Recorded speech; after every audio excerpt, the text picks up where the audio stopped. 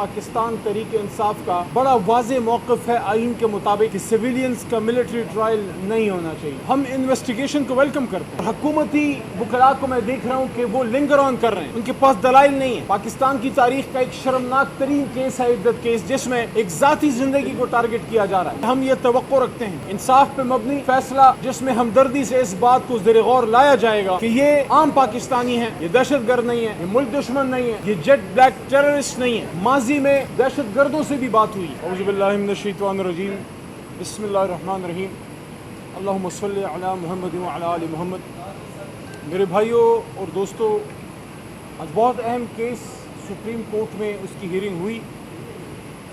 Military courts کے حوالے سے سپریم کورٹ نے اہم فیصلہ کرنا ہے، محترم بینچ بیٹھی ہوئی ہے۔ ہم پر امید ہیں، ہم توقع رکھتے ہیں کہ انصاف ہوگا، کیونکہ یہ جن لوگوں کا ٹرائل ہو رہا ہے سویلینز ہیں، اور اس حوالے سے پاکستان تحریک انصاف کا بڑا واضح موقف ہے آئین کے مطابق کہ سویلینز کا ملٹری ٹرائل نہیں ہونا چاہیے۔ ہم انویسٹیگیشن کو ویلکم کرتے ہیں۔ کچھ عرصے پہلے D G I S P R صاحب نے کہا کہ 9 مئی کا جوڈیشل اس کی انکوائری ہونی چاہیے۔ یہ ہم نے ان سے 1 سال پہلے جناب عمران خان صاحب نے، تحریک انصاف نے یہ ڈیمانڈ کی ہوئی ہے، لیکن ہم یہ سمجھتے ہیں کہ بالکل اس کا ٹرائل ہونا چاہیے۔ اگر کسی شخص نے قانون توڑا ہے اس کو سزا بھی ملنی چاہیے، لیکن سویلین کورٹس میں جہاں آپ کو پورے آئینی حقوق میسر ہیں، جہاں وکلاء آپ کو ڈیفینڈ کر سکتے ہیں، جہاں آپ کے رشتہ دار آپ سے مل سکتے ہیں، اس وقت جن لوگوں کا ملٹری کورٹس میں ٹرائل چل رہا ہے ان کی خاندان بہت پریشانی میں ہے، ان کے گھروں میں ہر دن ایک امتحان ہے،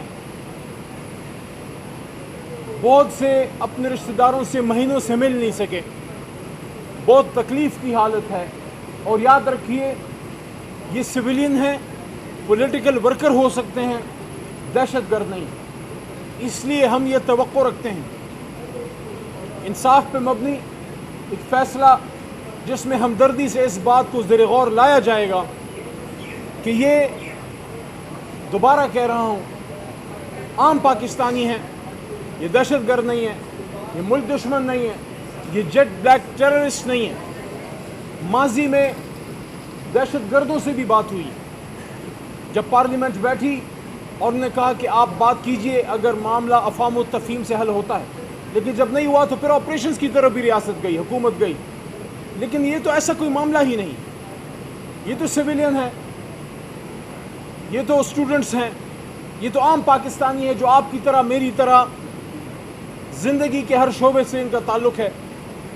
اس لیے انتہائی ایک درد مندانہ انداز میں یہ عرض کر رہا ہوں کہ ان کے ساتھ، ان پاکستانیوں کے ساتھ ہمدردی والا سلوک ضرور کرنا چاہیے۔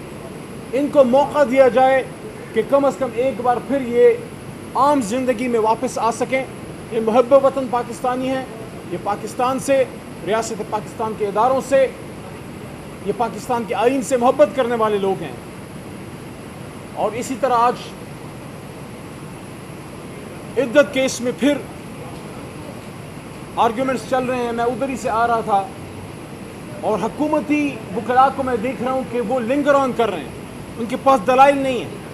پاکستان کی تاریخ کا ایک شرمناک ترین کیس ہے عدت کیس، جس میں ایک ذاتی زندگی کو ٹارگٹ کیا جا رہا ہے۔ شادی ایک سنت رسول صلی اللہ علیہ وسلم ہے، اور ہماری آئین اور ہماری سنت اور ہمارا معاشرہ اس بات کو انشور کرتا ہے کہ اس کو پروٹیکٹ کیا جائے۔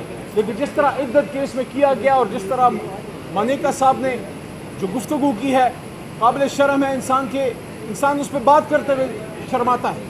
ہم توقع رکھتے ہیں کہ یہ ایک لغو کیس، عمران خان وزیر اعظم پاکستان کے خلاف آپ کو کوئی ابیوز آف پاور نہیں ملا، آپ کو ان کے خلاف کوئی کرپشن نہیں ملی، کوئی ایون فیلڈ اکاؤنٹ نہیں ملے، آپ کو ان کے خلاف کوئی سوئز اکاؤنٹس نہیں ملے، کوئی اوورسیز اکاؤنٹس نہیں ملے، کوئی سر محل نہیں ملا، کوئی ظلم نہیں ملا، یہاں کسی رشتہ دار کو ناجائز بھرتی نہیں ملی، کچھ نہیں ملا، تو آپ کو عدت کیس مل گیا۔